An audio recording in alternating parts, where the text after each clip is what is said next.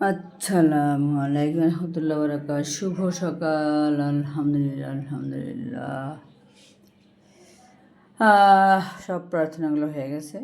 দিনের শুরুর প্রার্থনা, নামাজ, তারপরে কোরআন তিলাওয়াত তাও সম্পূর্ণ করেছি ইনশাআল্লাহ। 1 ঘন্টা 6 ঘন্টা যা লাগছে। এখন দিনের কাজও শুরু হয়ে গেছে, তার সাথে পেটের কাজও শুরু হইতেছে। তাহলেই হবে। রান্না চাপিয়ে দিয়েছি যেহেতু অনেক বেলা হয়েছে, 10টা বাজছে গেছে। কারণ ক্রান্তিরাত না করলে আমার এগুলো চিবানো ভালো হয় না। এগুলো ভালো না চিবারেই গ্যাসের সমস্যা হতে পারে, যার জন্য নির্দ্বিধায় এখন চিবাবো আর তরকারি কাটবো, ভিডিও ছাড়বো, রান্না করবো।